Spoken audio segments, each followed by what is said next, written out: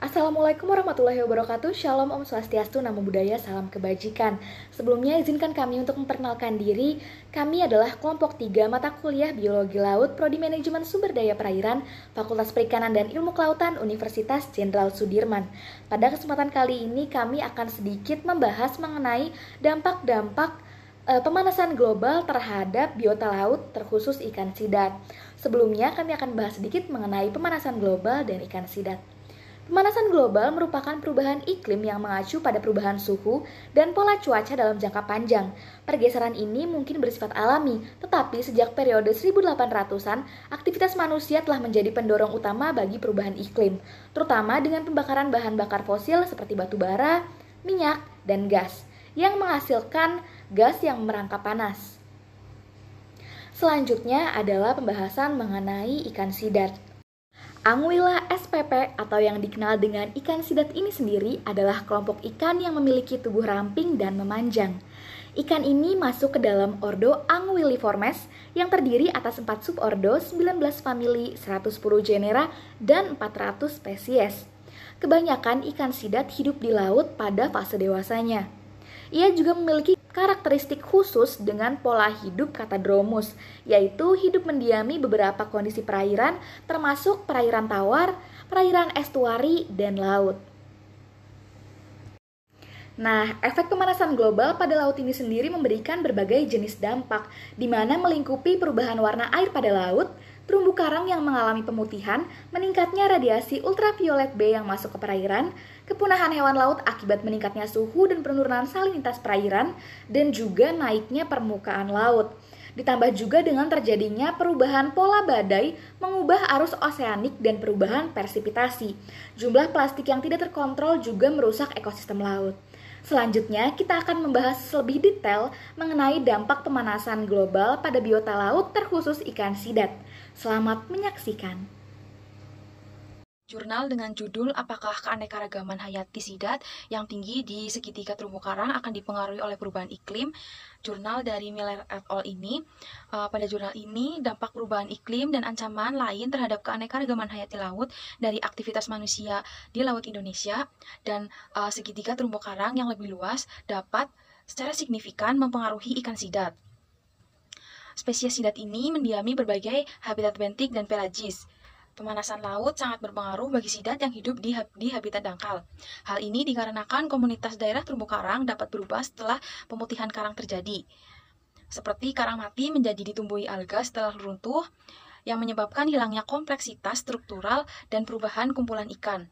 Banyak spesies sidat yang hidup di bawah 1000 meter mungkin tidak terpengaruh oleh perubahan iklim, namun hampir semua larva sidat hidup di ketinggian beberapa 100 meter dan sumber makanannya terikat langsung oleh faktor produksi primer yang dapat dipengaruhi oleh perubahan iklim. Jurnal dengan judul Pengaruh Suhu Terhadap Kondisi Fisiologis dan Performa Pertumbuhan Sidat Air Tawar. Pada jurnal selanjutnya berjudul Pemanasan Meningkatkan Akumulasi Lantanum dan Toksitas yang Mendorong Kerusakan Sel pada Sidat Kaca. Emisi gas rumah kaca kumulatif dan berkelanjutan ke atmosfer menyebabkan pemanasan laut. Naiknya suhu merupakan ancaman utama bagi organisme akuatik dan dapat mempengaruhi respon fisiologis seperti keseimbangan asam basa yang sering membahayakan kebugaran dan kelangsungan hidup spesies. Diperkirakan juga bahwa pemanasan dapat mempengaruhi ketersediaan dan efek toksitologi polutan termasuk unsur tanah langka. Ini adalah kontaminan lingkungan ekonomi yang besar. Kelompok ini terdiri dari Tetratrium, Scandium, dan Lantanida menjadi Lantanum atau LA salah satu yang paling umum. Pada jurnal selanjutnya berjudul Apakah Pemanasan Global Penyebab Semakin Menipisnya Populasi Sidat Eropa? Efek pemanasan global akan berdampak sangat besar pada populasi sidat Eropa. Setelah diamati dalam seri data tangkapan tahunan mulai dari tahun 80-an abad sebelumnya hingga 2006 di Danau Ijsel, Belanda, bahwa kilogram sidat yang telah ditangkap kurang lebih tetap sama seperti rasio jenis kelaminnya adalah condong ke arah betina. Penurunan jantan yang tertangkap sebesar 50% dan peningkatannya 3 kali lipat betina yang tertangkap. Jadi kemungkinan berkurangnya arus masuk adalah penyebab utama rasio jenis kelamin. Sebenarnya 3 spesies sidat dari zona suhu sedang, sidat Eropa, sidat Jepang, dan sidat Amerika dapat dipengaruhi oleh pemanasan global. Laju pemanasan global jauh melebihi kemampuan sidat-sidat untuk beradaptasi. Akumulasi dan toksitas lantanum meningkat dengan meningkatnya suhu. Akumulasi lebih tinggi di organ dalam, diikuti oleh kepala, kemudian oleh tubuh. Eliminasi kurang aktif di bawah pemanasan. Paparan lantanum tidak mempengaruhi aktivitas asetikolinestreas. Selain itu, periodisasi lipid memuncak setelah 5 hari di bawah paparan gabungan lantanum dan pemanasan. Ekspresi protein kejut panas sebagian besar ditekan pada sidat kaca yang terpapar lantanum pada kedua hasil uji. Hasil ini menunjukkan bahwa ketika terkena lantanum, sidat kaca tidak dapat mencegah kerusakan sel secara efisien dengan pengaturan yang sangat dramatis dalam skenario waktu dekat. Pada jurnal berjudul Belut Air Tawar Simbol Efek Perubahan Global menjelaskan bahwa peningkatan suhu permukaan laut karena perubahan iklim menyebabkan stratifikasi laut Sargasso yang lebih tinggi dan akibatnya produksi primer yang lebih rendah yang dapat diterjemahkan ke dalam ketersediaan makanan yang lebih rendah untuk larva sidat atau Leptocephalus. Debit sungai yang lebih tinggi meningkatkan kecepatan migrasi, berkurangnya debit penundaan migrasi. Dan sidat bahkan dapat dihentikan hingga tahun berikutnya jika kondisi lingkungan tidak mendukung. Akhirnya, berkurangnya debit dapat menyebabkan proporsi belut yang lebih tinggi melalui turbin, karena pada aliran rendah proporsi air yang lebih tinggi dialirkan melalui turbin, menyebabkan kematian yang akan lebih tinggi. Belut rentan terhadap kontaminasi karena tingkat trofiknya yang tinggi dan tingkat penyimpanan lipidnya yang tinggi. Akibatnya, belut terkadang digunakan sebagai bioindikator kontaminasi. Dan pada judul Pertumbuhan Sidat 1 Abad, Perubahan dan Implikasi menjelaskan kepadatan belut lebih tinggi di hilir hambatan.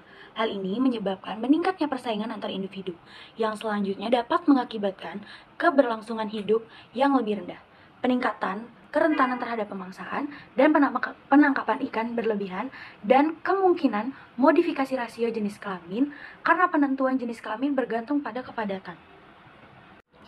Sidat sangat sensitif terhadap kontaminasi. Kebanyakan kontaminan sangat terkonsentrasi di penyimpanan lipid dan mempengaruhi metabolisme lipid. Karena lipid dimobilisasi selama migrasi pemijahan, kontaminan lebih mungkin dilepaskan ke dalam darah pada konsentrasi tinggi, sehingga berdampak negatif pada pematangan gonad dan produksi oosit, seperti yang terjadi pada spesies ikan lainnya, dan juga mengganggu keberlangsungan migrasi.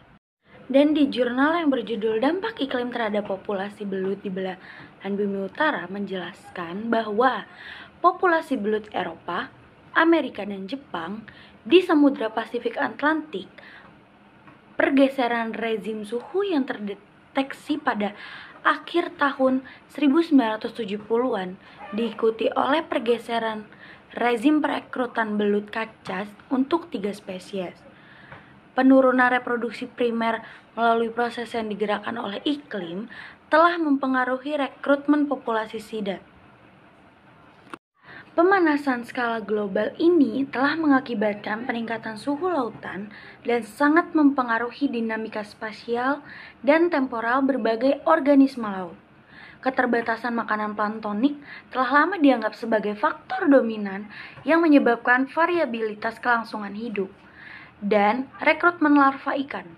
Dalam jurnal ini, meneliti hubungan antara pola rekrutmen sidat Eropa, Amerika, dan Jepang, dan pola PP laut di masing-masing daerah pemijahan. Ketiga spesies beriklim sedang ini mewakili 90% tangkapan belut dunia selama periode 1950 hingga 2005, dan menguji hipotesis bahwa perekrutan spesies belut ini ditentukan oleh ketersediaan makanan selama tahap awal kehidupannya. Jurnal selanjutnya dari Fekri dan kawan-kawan dengan judul Pengaruh Suhu Terhadap Kondisi Fisiologis dan Performa Pertumbuhan Sidat Air Tawar, Elfer Engwela Bikaler. Pada jurnal ini dijelaskan bahwa kualitas air, terutama suhu, merupakan faktor penting yang mempengaruhi kelangsungan hidup dan pertumbuhan sidat selain pakannya. Perubahan suhu air yang tiba-tiba atau terjadi suhu ekstrim akan berdampak negatif terhadap kelangsungan hidup sidat, bahkan lebih jauh menyebabkan kematian massal.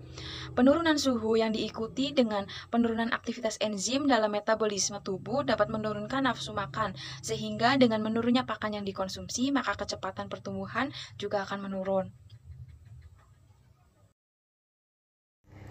Pada jurnal selanjutnya juga membahas mengenai pemanasan dan pengasaman laut dapat menantang migrasi sidat kaca ke arah sungai. Spesies yang bermigrasi cenderung sangat rentan terhadap perubahan iklim karena mereka membutuhkan kondisi habitat-habitat yang sesuai untuk dipertahankan di beberapa lokasi. Selain itu, untuk menyelesaikan migrasi dengan sukses, hewan-hewan ini bergantung pada kondisi lingkungan yang baik. Penelitian terbaru menunjukkan bahwa ocean warming dapat mempengaruhi durasi larva, kelangsungan hidup, dan penyebaran jarak jauh.